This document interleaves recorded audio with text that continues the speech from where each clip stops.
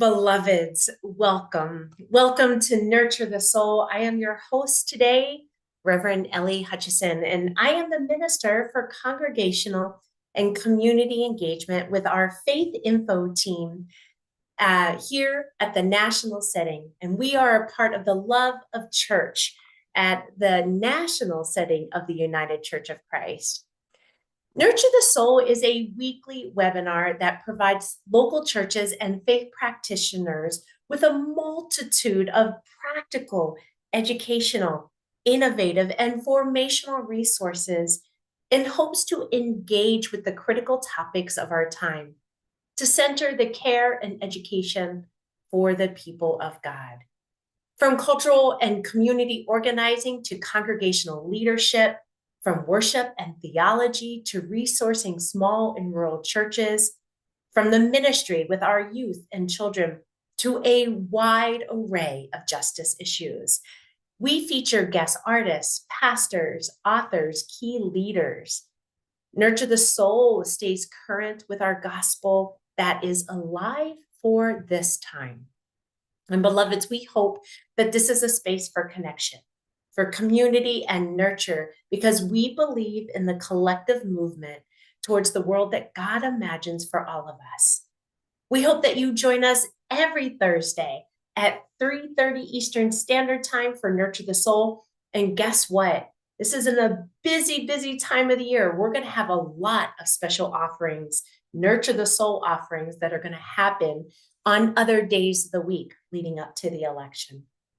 And so, friends and beloveds, if you find these conversations useful, if they move you, whether it be your soul or your spirit, into action, we hope that you consider donating towards the United Church of Christ Annual Fund. And you can do that by texting the letters UCC to the number 41444. It's because of your prayerful and financial support that helps programs and conversations like this nourish our souls and mobilize a whole community of people to be the hands and feet of Jesus. Today is just part one of a two-part series on economic justice with one of my colleagues and a friend of Reverend Seth. Reverend Seth Wispelwey is an educator, activist, organizer, pastor, and happens to serve as the minister for our economic justice at the national ministry setting for the United Church of Christ. For the past 20 years, Seth has worked and led organizations and equipping and mobilizing people of faith and conscience to advocate for long-lasting justice alongside the poor, the hungry, and marginalized and oppressed.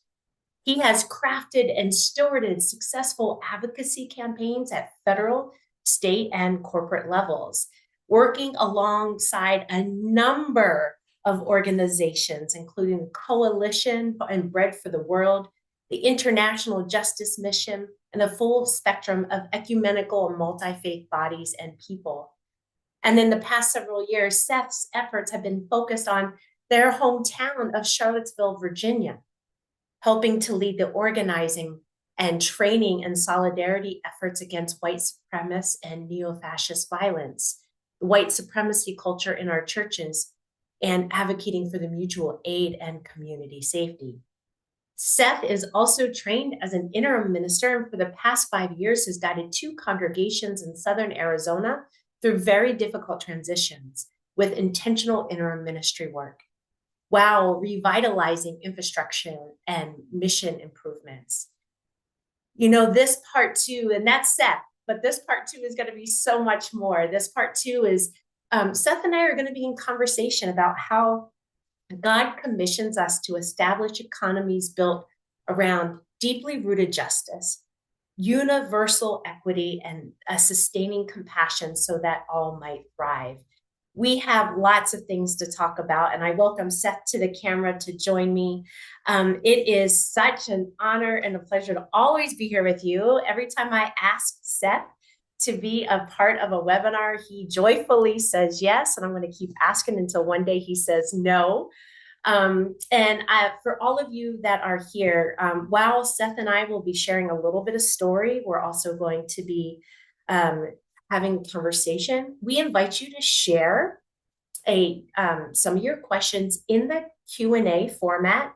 We do have tech support and they're going to be checking chat, but please put your questions there. But I'd also like to invite you to share your story into chat and have that conversation going so we can continue to build community through the shortest distance, which is story. And so with that, welcome, Seth. Thanks for joining me today.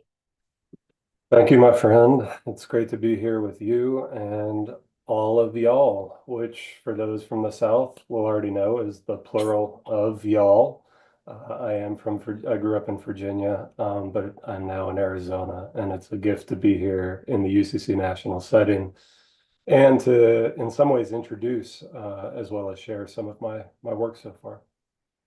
Yes, yeah, thank you. I'm from Philly, so it's yous. So y'all is yous.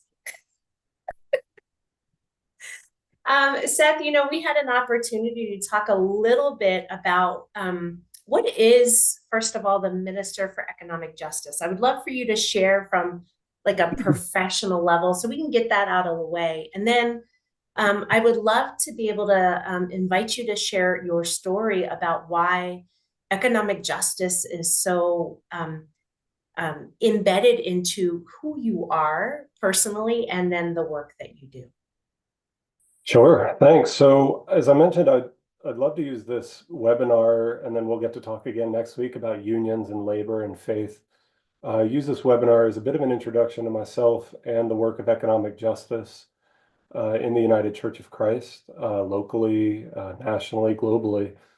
I've only been in this role just about a year, and there was a bit of a gap before that. And so I've spent a lot of the past year just kind of learning the ropes and laying a foundation for the work I'd like to do collectively with all of our congregations to achieve meaningful economic justice. These are trying times for far too many.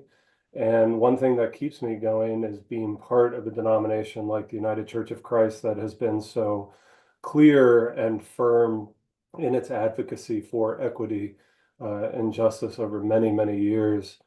As you may have gleaned from that very kind bio that Ellie shared, my background is in grassroots organizing, working primarily with people of faith and conscience, Capitol Hill, regional levels, local levels, to advance real equity and relief for people, believing and knowing that this is a call and claim that the living God makes for all of our thriving.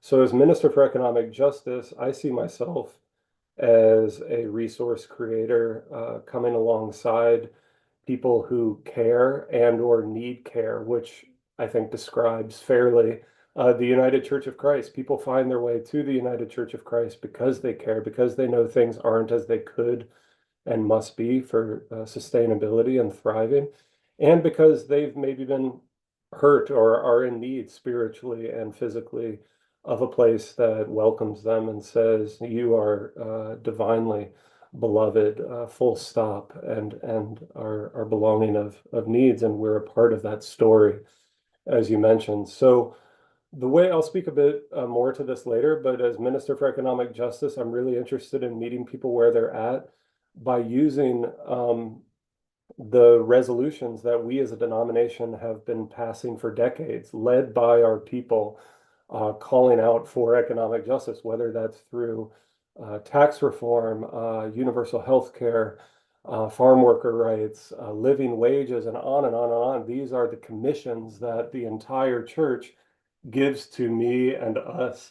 And with my grassroots organizer approach, I hope to channel those commissions that we've given to ourselves into actionable campaigns that are going to be called Fill the Jar campaigns. I've been spending these preceding months creating a new website that we'll share in a little bit, ucc.org/fillthejar.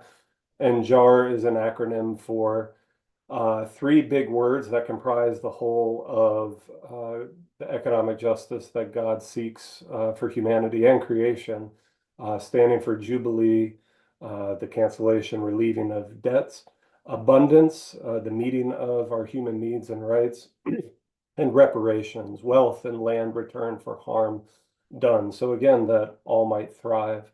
So I'm really excited about kind of channeling the work of economic justice through this evergreen platform of filling the jar that churches and lay people and anyone really can sign up to fill the jar in actionable ways, in the same way that I've had a lot of fun with congregations, whether we're doing a food drive and it's like, how many jars of peanut butter can we get?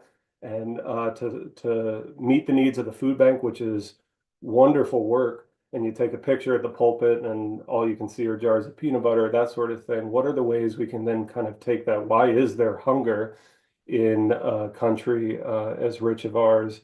This is because of systemic reasons, a system working as it's designed to, that we need to dismantle these parts of the injustice. And so we'll fill the jar in those exciting ways. So I'm going to pause there, though, and come back around to that. But as Minister for Economic Justice, I'd love to end up being essentially like an old school operator, taking the stories of churches, um, part of these very effective campaigns that are living into our values and the resolutions we've given ourselves, and patching them out into telling stories that make a big difference. And maybe that's a good segue, because I've had the privilege, in spite of a lot of dry times doing this work, of seeing rivers flow where collective voices achieve incredible things, in spite of how um, taxing and unjust our system is and can be. Yeah, and Seth, and thank you for that, like, official, we got that out of the way. Let's talk about who we are. What, not that we're not that as well, right? One of the things that I think that I've enjoyed as I've gotten to know you over the years is a sense of we are who we are because of the place that we come from and how that has informed our language and the language that we use. And of recent, you and I have been talking a lot about what is the generative language that invites people into sharing stories and conversations and stuff like that. So I hear you use a lot of water metaphors, and I talk a lot about gardening when we're together and stuff. And so I wonder, can you tell me a little bit about um, how your sense of place informed, like, your work around economic justice, and maybe even perhaps the y'all or the yous kind of language? Sure. Yeah, that y'all came from well over 2 decades in Virginia, but I actually hail from northern New Jersey and New England before that. That's a great question. And I think, again, story and finding ourselves in the flow, because when you do hear a bit of my story, and I sometimes like to share it as a way of accessing the fact that whoever you are, wherever you are in life's journey, as we like to say, there are paths we can take into the river's flow, because the river of life is flowing, and it might be polluted, it might be clear, but we all have options. And that's how I understand this work, as you mentioned, is where and when did I find myself dipping my toe in the swirling eddies, and then start to wade, and then maybe start going tubing down the flow of God's justice movements, and then certainly in the case of combating Nazis and white supremacists in Charlottesville, we could call that whitewater rafting. And what excites me about that metaphor is that for anybody and everybody in any church anywhere that makes these claims to a better and beautiful world that we are a part of manifesting, is that wherever you are, there are access points to dip your toe in, or maybe get some rest. Maybe you need healing and care along the banks, but then a lot of us are ready to dip our toe in, go wading, go tubing, and eventually, hopefully, we're all whitewater rafting, just flowing down, as the prophet Amos says. And that's how I try to design access points for places that wherever you are, you could sign up to fill the jar, and it will mean something. For me, so I'm embodied as a cis heterosexual uh, man of European descent. I am afforded, by virtue of how I came into this world in the United States, a lot of baked in privilege. This idea that I could be whatever I wanted to be, because the questions of why I'm here, how I'm going to get it, are taken care of based on how the United States was funded and founded and continues to operate. So I want to name that, but as it happens, I was born also into a family that had grown up in the church at a time when it was like that's what you do. You go to church. This is part of your identity. And a lot of us on this webinar and a lot of people in the UCC have this experience and background too, I found. Spoiler alert, it was not the UCC.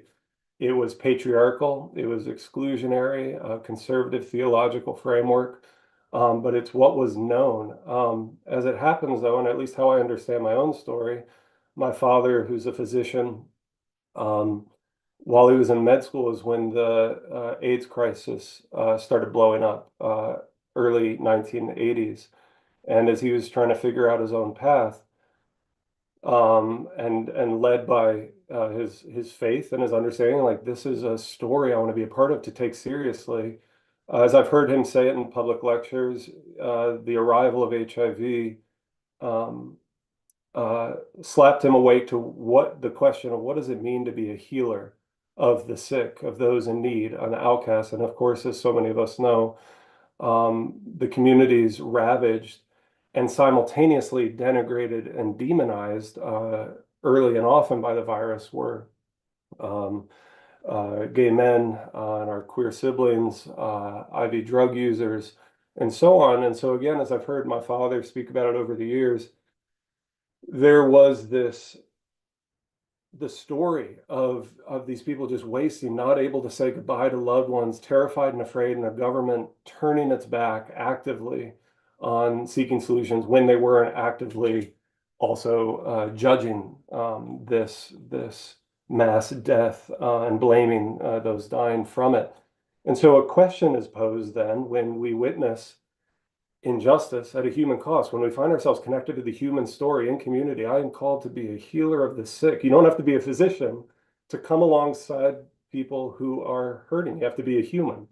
Um, and then saying there is a living God who cares about humanity, but then you get forced into this tension of, wait, the church I'm a part of isn't and is actually maybe actively denigrating and demeaning these people, that can't be right. And so it leads to a spiritual dissonance. And you know, growing up, we were never told what to believe or what we had to do, but witnessing those choices made by my dad and mom and those around me while we wrestled with these truth claims that the church we were in was a part of led to eventually a deconstruction and a path. I thought I was an English major. So again, anyone can get in the river. And somehow for the past 20 years, I've been focused on economic justice and policy and um, listening to people's stories. I talked myself into my first grassroots organizing job with the One Campaign and Bread for the World and listening to self-described soccer moms say like, I don't, who themselves heard the stories of odious, onerous debt, like crushing families underneath, being unable to feed their own children because of policies and procedures, and going to their elected leaders and saying, "Listen, you represent me ostensibly. I know these stories. I need you to use your power and influence," and seeing success there. And so that's how I got into this work. I think as an English major, I took drama and everything. I like community and story. And then I had a hunger to learn the policy pieces and everything after. But no one has to be, you don't have to be, I am not a formally trained economist, but those people are extremely valuable in these spaces, not necessarily on Wall Street. Um, but that's a bit of like my background and story and how I came to this work, and it's through numerous successes and anecdotes I'd be willing to share if and when we have the time. But it came out of just locating myself in a story and saying like, wait, I could do something about it. And just being hungry to tell those stories and finding, actually, that was my first encounter with the UCC church. I moved to Texas to talk about religion, AIDS, and poverty. And it was Pastor Tim Tutt, who's now in Maryland, I think, who welcomed me in. And I was like, wow, I didn't need to sell you on anything. You're totally down with this. Yeah, I appreciate you for sharing that, Seth. I know for me, I grew up, I was a teen mom, and my siblings and I have these grown-up conversations now that, did you know that we were as poor as we were? And we didn't. Our parents just didn't avail us. I know I wasn't allowed to wear name brand clothes and have makeup and get my ears pierced, all of these things, because there's a lot of that, but it was a lot of like, well, we just don't walk around the world in that way. And I just took it that way. But looking back, it's like, oh, because you couldn't afford the clothes for all five of your kids, and we grew up in a very rural part of central Pennsylvania and that kind of stuff. And I think for me, being a teen mom, I was grateful for interfaith partners. My son went to a Jewish daycare and ended up going to yeshiva up until second grade, because there was a community there that didn't care how much money we had. They fed us on Friday nights. We went to a Methodist church because I grew up Methodist, and we went to a Methodist church because they had wonderful programs for young men who didn't have a two-parent household. I went to Baptist churches because it was free babysitting for many hours and food afterwards. And so I navigated, my son and I became interfaith practitioners because of the need to help raise my son. I got to see my birth mom, who did everything she was supposed to do in life, like married, had kids, got divorced, had to live on her own, had to raise her children on her own. My dad at the time did not support higher education for us, for the women in the family. And so my mom didn't have that experience, but yet she still worked. She worked as a CNA, a unit secretary her whole life, only to be able to retire making her retirement was $227. Then I think it may have gone up to $300 out of all of those years of doing what she was supposed to do, to caring for people the way that she cared for people, to have to live in a low income, because she wouldn't have let any of us take care of her if we wanted to. She was very on my own, but it was a low income retirement community. And she wasn't getting the food that she needed to help nourish her soul. I know that navigating and working multiple jobs my whole life, because of being a teen mom, because of the one medical bill that I wasn't able to pay off for 13 years of my son's life, because it was such an expensive medical bill, how that impacted my credit score. I couldn't buy a car without, at that time, now it's normal, but my insurance or my interest rate was like 25%. And this was 30 years ago, right? And then just debt after debt after debt. And it wasn't until pretty recently that I was able to get a credit score that was good enough to buy a car. And now the interest rate's 25% anyway, because of inflation. And so I had this wonderful experience having faith communities help support my son and I in those moments of poverty, witnessing my mom experience severe poverty and living not a very happy, love-filled life in a lot of ways, to seeing a UCC church when I first started going to a church that was open and affirming, welcoming of my ex-wife and I at the time.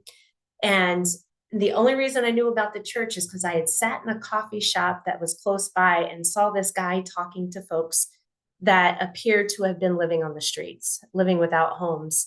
And I was correct in that assumption, but this church and that pastor ministered directly to people who didn't have enough food, who didn't have access to any kind of income that was sustainable and livable. And so that's what helped me fall in love with the UCC church, is to be able to see what that church was trying to do in action. And one of the first campaigns that they had done was the forgiving of medical debt. And I know you're going to be talking about that either this week or next week, but my story of poverty has impacted me in ways that my siblings and I are just understanding as grown-ups of our own and having children of our own and having responsibilities of our own.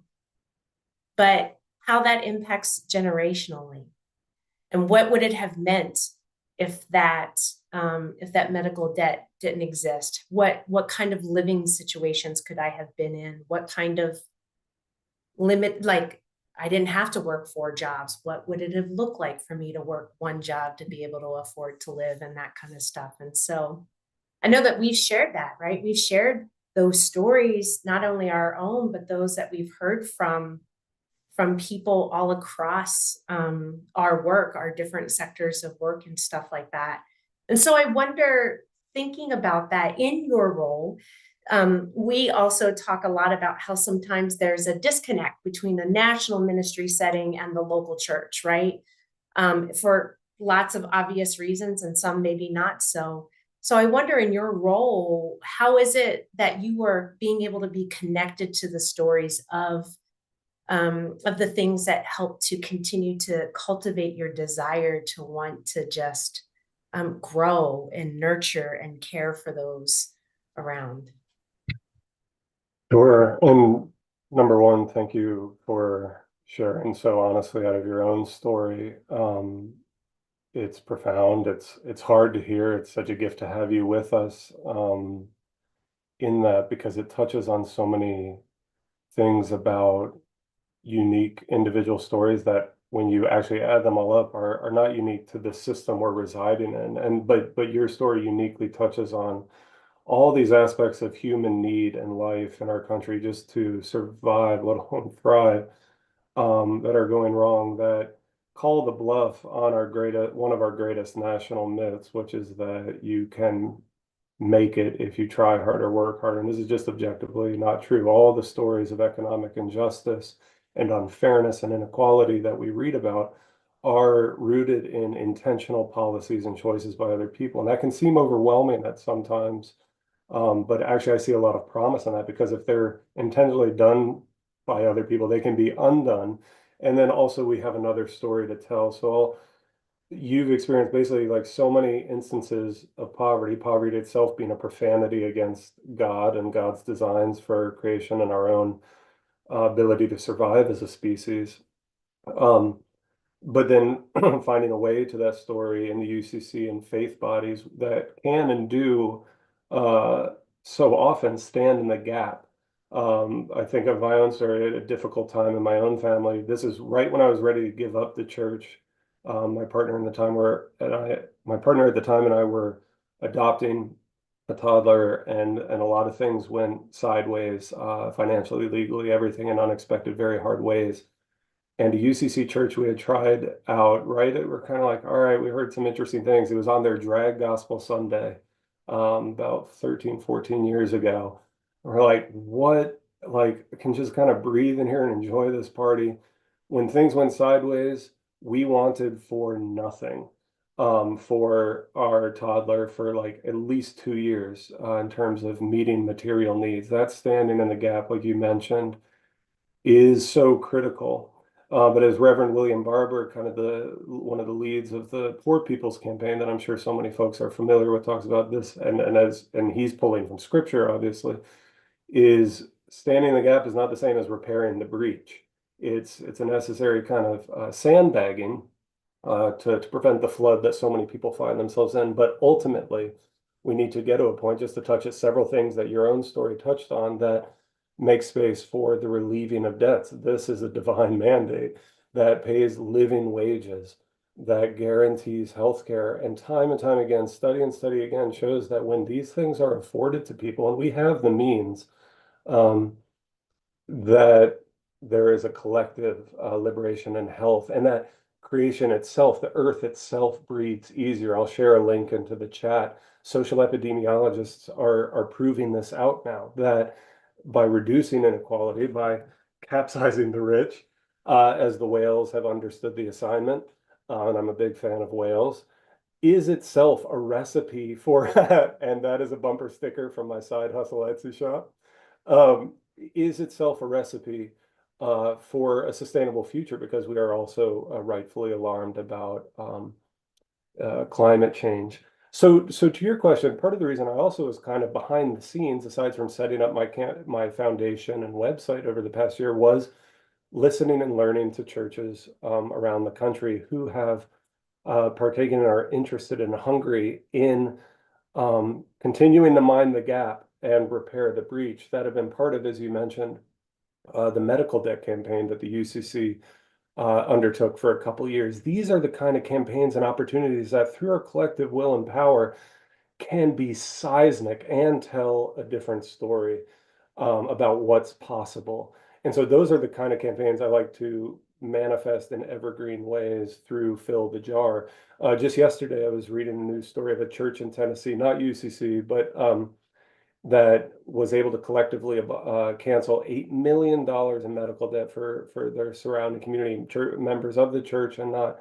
This is more than a lifeboat. It's just a ticket that is divinely inspired to thriving. I have my own thousands of dollars in medical debt now, and I have health insurance.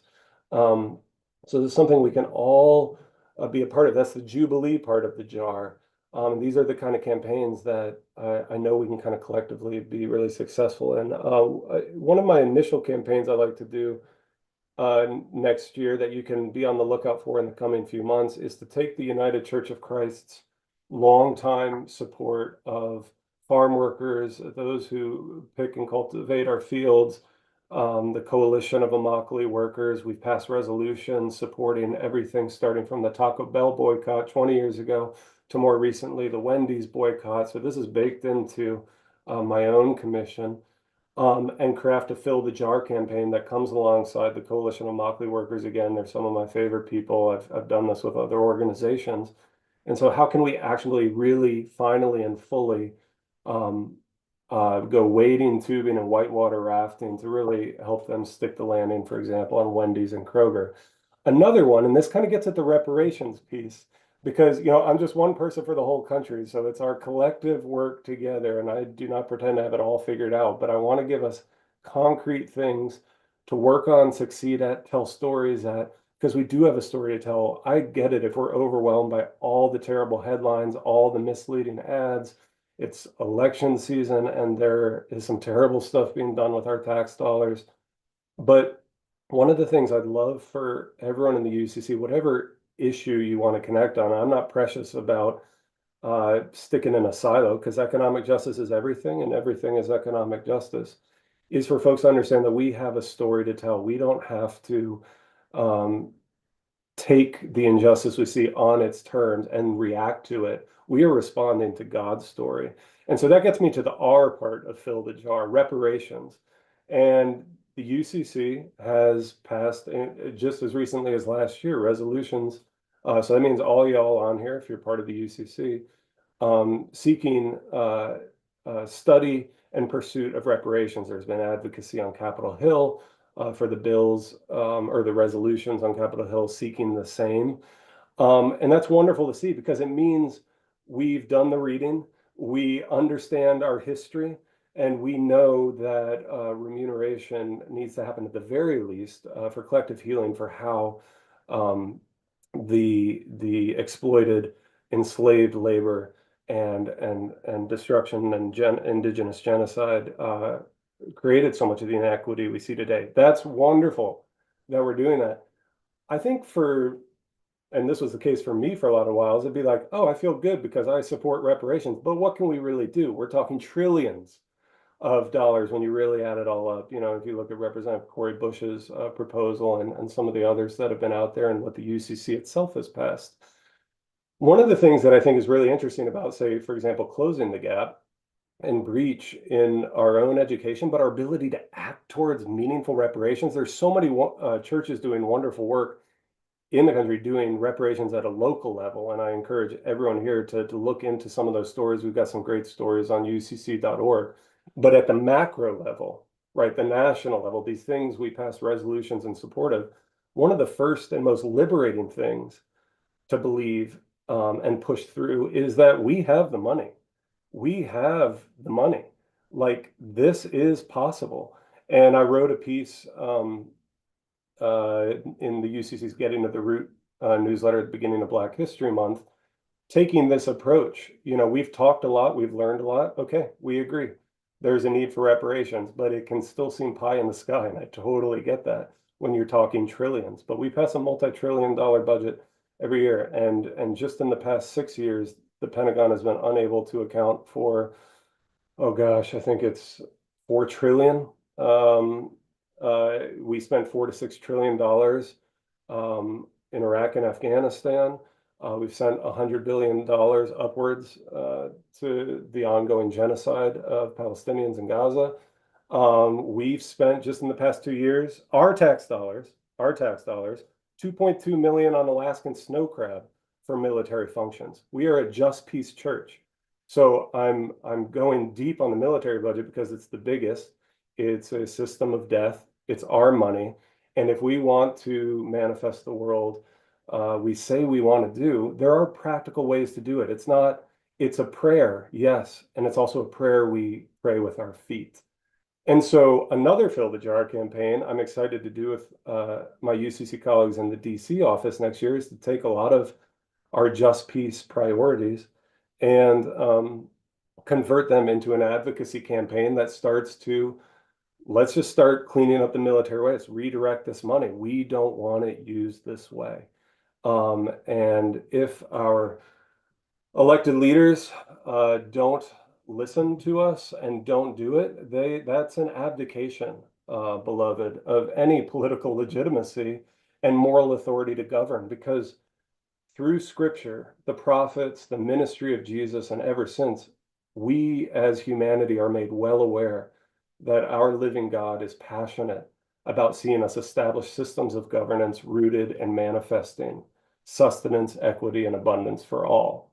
So these are our priorities, and we know that collective thriving comes when ensuring that all are fed, housed, cared for, educated, robustly paid and protected at work, and given ample rest from labor, not having to work 3 to 4 jobs to make ends meet.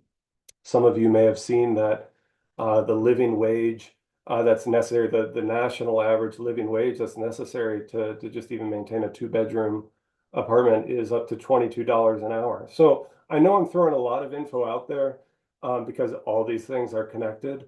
But in answering your question, Ellie, what I'm really hoping to do is not overwhelm, but actually say, like, wait, we are a part of this story. Wherever we are, locate that passion and desire within your own congregation, your community, because all these issues manifest in unique ways, but they're all kind of part of the larger same issue. And so that's really, to bring it all kind of full circle, what folks can look out for with this Fill the Jar platform. Has just been like, here's the ways I can be part of a national movement, but we're going to fill the jar in like local ways. And then ideally, if successful, knock on wood, prayerfully, it becomes my role just to share the stories. And luckily, I have a bit of experience getting a lot of media platforms for really awesome, life-giving, justice-filled stories. And so, again, I'm just following the lead of all y'all. I love that, Seth. They're like, yes, I want to pull from so many things, and we are limited in time, but I do want to invite people, if you do have questions and answer, to please do put those in the chat. We do have one question now we'll get to in just a little bit, but one of the things, you've mentioned a number of times, Seth, in regards to churches, United Church of Christ, just churches, Christianity is we have unique opportunities afforded to us in a lot of different ways. And one of the things I want to think about it, we talked about this a little bit yesterday. You evoked William Barber and the Repairers of the Breach and the Moral Mondays and the Poor People's Campaign and all of that kind of work. And so I want to think a little bit about something I heard him say recently is when we talk about our political time, right? Because it's what, 70 some days away. And what I've heard for as long as my son and I were talking about this the other day. As long as he's been old enough to be able to vote, he has heard about the middle class. And he has decided to go into a field that will guarantee some kind of money for him because he knows what it's like to be brought up broke or poor. And he said, Mom, I've heard all of these politicians using the term middle class. I don't know anybody middle class. Do you know anybody middle class? And like the families on either side are now doing better than perhaps than what they were when I was a kid. But like I bring up Reverend Barber because a couple weeks ago I heard him say, you notice how none of our politicians mention the term poor? We always talk about we got to fill the middle class, but nobody's talking about the poor. And when you say, Seth, that churches are in a unique position, Christianity is in a unique position to make a difference. I wonder, like, thinking a little bit about, we talk about the poor, right? We have those conversations about the poor in church settings because we have no choice to. It's embedded into our holy scriptures. And so I wonder, like, with that and kind of maybe planting a seed for next week's conversation for us, what does justice look like for Christianity when we can have a conversation about poverty, where we can mention the poor, while also moving towards something saying like, well, we're going to pay our church administrator a fair and livable wage. So I wonder, what is it in our conversations that we've had, thinking about where is Christianity best aligned to make some of these impactful changes right now? And I see your beautiful pup in the back. Hi, puppy. So I'll turn it over to you.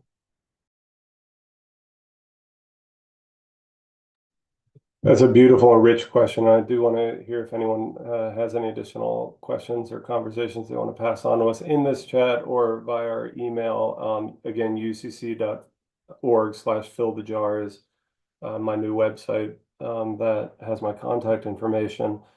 You raise a really interesting question, and I wish we had till next Wednesday to talk through all this because like I said, the UCC, and part of the reason I still maintain any sanity, spiritual and mental and emotional, being able to walk through church doors is because it can be and is a breath of like, listen, you're not crazy for thinking that things are messed up out there, and you deserve care, and you're also here to care, and we hope to be a place that can activate a story that changes into the world. But I do want to mention something that, and this is related to your question, that I've noticed both as a pastor of congregations and as someone who's organized in so many more. That there's a lot of understandable gnashing of teeth and consternation around the so-called death and decline of church, or at least progressive and mainline and so on denominations. And again, part of the reason that keeps me coming back is because I can understand where it's a multivalent reasons why these declines happen in terms of attendance and funding and just a lot of life. Obviously there are exceptions. But two things. One is that the world has shifted. And churches, I mentioned my own upbringing where, you kind of presuppose church on Sunday and everything. And this is the case for a lot of people, whether conservative or more liberal in terms of their theology, that presupposes church at the center of the town square. This is the thing, this is the place, this is the story. If we just hang up rainbow banners, people will know. And that does happen sometimes. People drive by and be like, oh, that's a safe and affirming place, maybe. But how is our culture and relationship to our towns, whether we're rural, urban, and anywhere in between, part of the story of their life? And so connected to the question of moving beyond talking about the poor is, are we in relationship with those in need? Because we are not the center of the town square anymore. People aren't just coming because of the thing.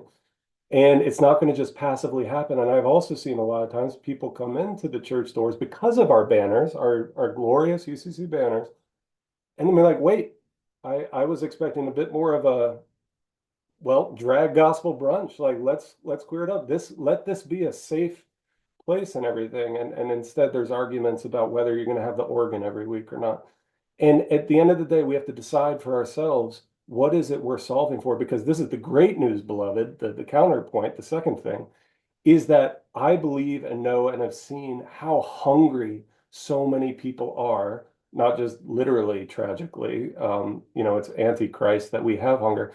There are so many folks who are hungry for the story we are purporting to tell.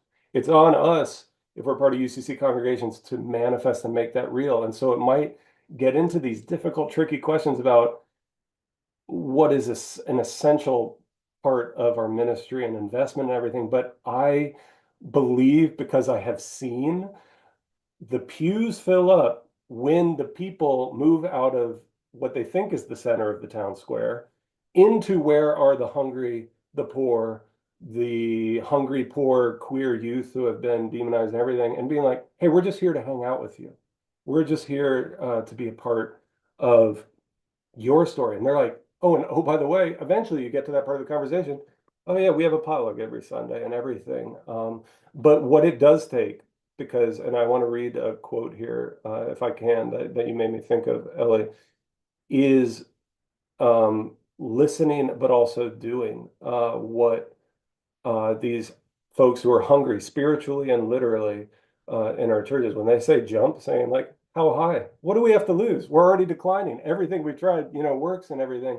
But I say this from a place of so much excitement because I believe in the story we have to tell, and I believe in the resources we have.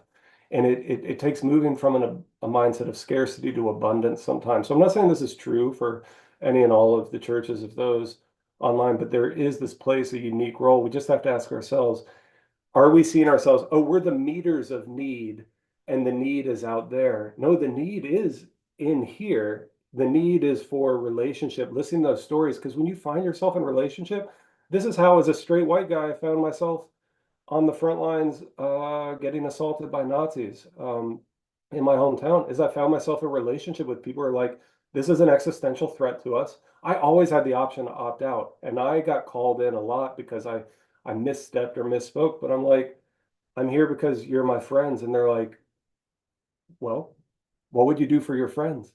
So if you're in relationship, that's what I like about the Poor People campaign. But all of us are suffering under this system. It's laying waste to our cities and our people, whether we deal with it or now, or whatever our degree of relative comfort now.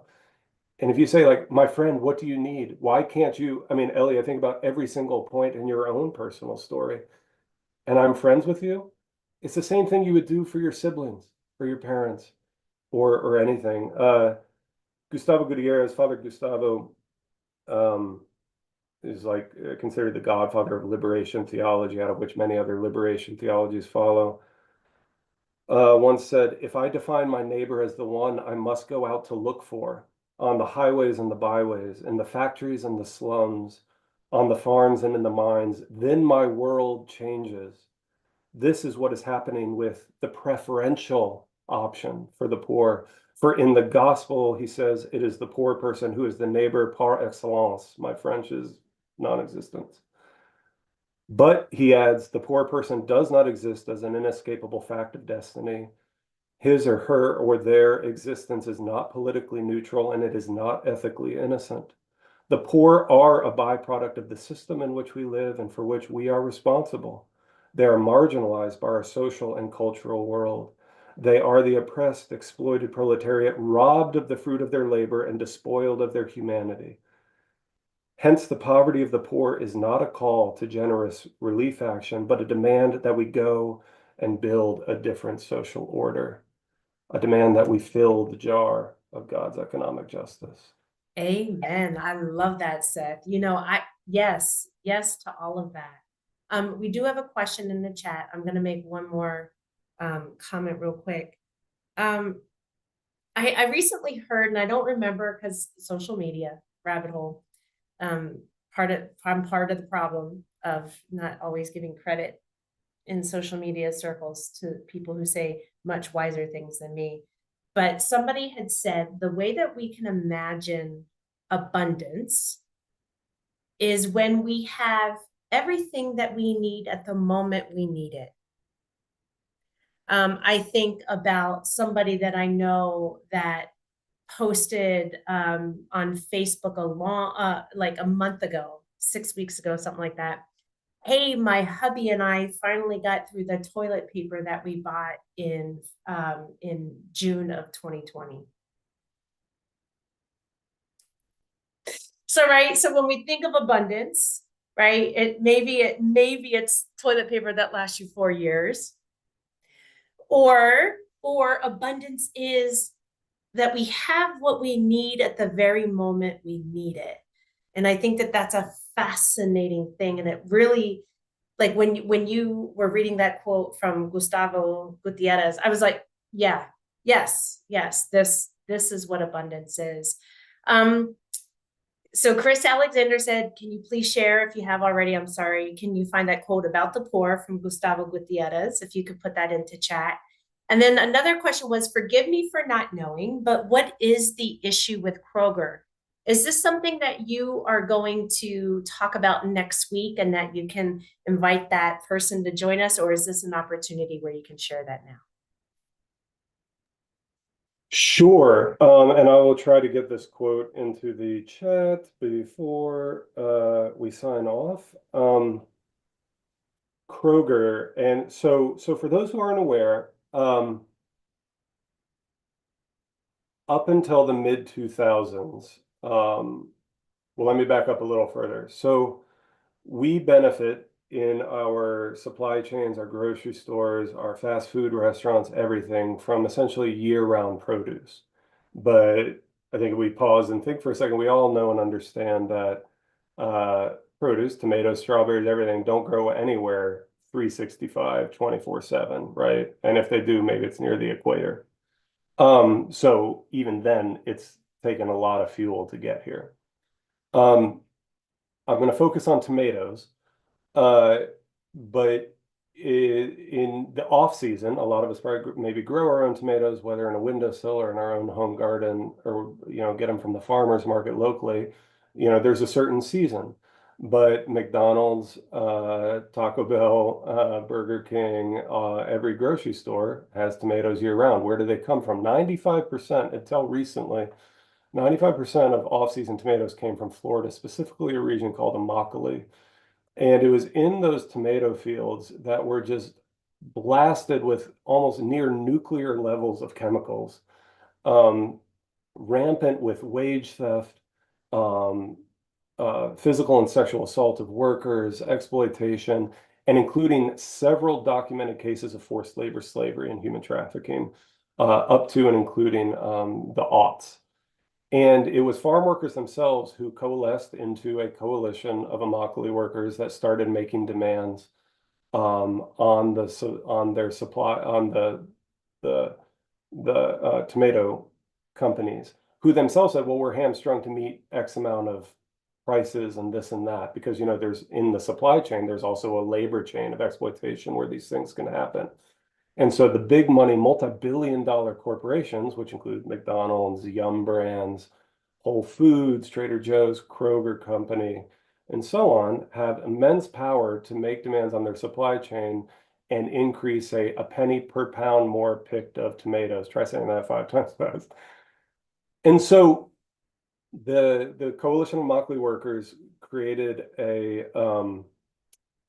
program called the Fair Food Program that they've systematically campaigned to ask different corporations to join, making certain guarantees that you will only buy from tomato suppliers and you'll pay an extra penny per pound picked, because those have been stagnant wages, like wages in almost every other industry. And you will also, when reports have a safe reporting mechanism for sexual, physical abuse, slavery, so on, and refuse to do business with growers that put up with these things. So it's not corporate social responsibility, it's worker social responsibility, as they call it. And so they've succeeded at getting, with the help of faith partners like the UCC, over the past 2 decades, getting several corporations to join on. And so now Fair Food Program is becoming increasingly the norm, including a lot of those brands I mentioned. Unfortunately, a few, like Wendy's, Kroger, and Publix, famously, which is right there in Immokalee, um, have refused to join so far. And so these are ongoing campaigns, ones that the UCC has committed itself to. So what I'm saying though is that if you buy tomatoes or other produce at Kroger, you're not guaranteed that that is exploitation or slave free. And in fact, in the past few years, the Department of Justice has flagged a few recent cases of forced labor slavery in Kroger's supply chain specifically. So um, I had a lot of success when I worked with International Justice Mission, getting lots of letters, bringing a lot of white evangelicals along to the Fair Food Program and taking those letters to Ahold, which is the parent company of Stop and Shop and those kind of things. I'd love to just say we have this commitment. We have a lot of churches who paid attention, who have picked at things here and there, but I'm just going to try to formalize this into a concentrated campaign. I've been in touch with the CIW already. They're very excited and say like, all right, we've said this, we've done this. Whether you can write a letter, make a phone call, or if you want to just come visit UCC National Headquarters in Cleveland, and while you're at it, chain yourself to Kroger headquarter doors and refuse to leave until they join. That's whitewater rafting. Um, I'll work with you on that as well because we're going to do what it takes because our story leads us to that, and then we can all eat tomatoes in a little bit more peace. I hope that answers that question in a Yeah, short.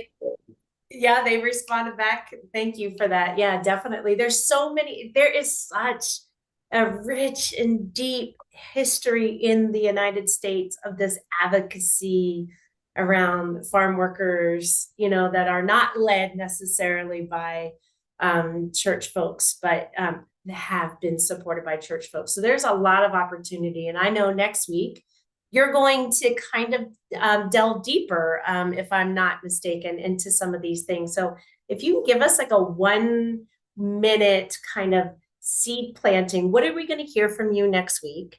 And then I will recap a little bit of what we talked about, as well as send us out with a benediction. I just want to invite you all to share this webinar, right? To share that website that Seth put into chat. It will be in your follow-up email as well.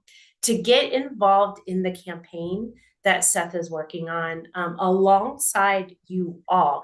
We're not here doing it for you. It's not like, oh, hey, I'm part of the UCC church. They do all of these great things. You are a part of the UCC church because we do great things, because we live in to the God is still speaking. Amen. Go ahead, Seth. What are we Yeah. gonna hear from you next week? Amen. And thank you again for the chance to just introduce myself and all this. As you said, I just want to be a conduit. I'm using this mechanism of fill the jar to take our stated values and commitments to the UCC, and and then because when you people see us succeeding at some of these big things we've set ourselves up for, that snowball is going to start rolling down the mountain. Next week, we're going to get a little bit more specific. I've cheekily titled the webinar Labor in the Pulpit. God gave us 1 day of rest, unions gave us two, which I saw on a t-shirt one time. But to better understand, the unions, and they have been a long time for me, kind of like, okay, that's like a group you're a part of to fight for rights, better benefits and everything. So it's going to be a bit of basic education. I'm so excited that the director of faith labor relations at the AFL-CIO has agreed to join me, and I'm just basically going to be teeing him up. Michael Schbach is also going to be a guest panelist. So with Labor Day coming on, back in the day, it's been a while, but the UCC had Labor Sunday in the same way. We have these other kind of formal Sunday initiatives to focus on particular issues. So like I said, I'm still relatively new in my role, but I'm hoping this is teeing up more churches interested and aware in focusing on labor issues and the long history. Michael's got some fascinating stories from decades ago of UCC congregations and other Protestant and interfaith partners coming alongside unions fighting for living wages, benefits, healthcare, and everything. So that's going to be really exciting if you'd like to join that, learn a little bit. There's also an opportunity to have labor reps come for 5 minutes on Labor Day weekend or anytime thereafter. I know we're coming up to it. So we'll learn all a bit more about that next week. But it's going to be really interesting and I think pretty exciting because collectively, which is what a union is, but we're going to build new economies together, and that's one very powerful avenue that I think people of faith could stand to speak out more on. I love it. Well, y'all use beloveds. I am grateful for you joining Reverend Seth and I today. And Reverend Seth, as always, um, if I have to just keep spending time with you via webinars, then amen, hallelujah, let it happen. I'm blessed for that. I want to thank you for the gift that you are to your family, to your community, to all of those that you spend time listening to the stories of. To you, beloveds on the screen, thank you for your time of being here. Thank you for sharing this webinar. Thank you for asking the questions and then moving forward to find what those answers are for you and your community. We look forward to being with you all again next week at 3:30 p.m. Eastern Standard Time. And before I send us off, beloveds, I invite all of us to go forth knowing that our scriptures demonstrate time and time again that we have enough and that we are loved. So I invite you to open up all of the possibilities of change so that you too can give freely of your time, of your resources, of all that it is. Blessings and bye for now, beloveds. We'll see you next week. Thanks, Reverend Seth.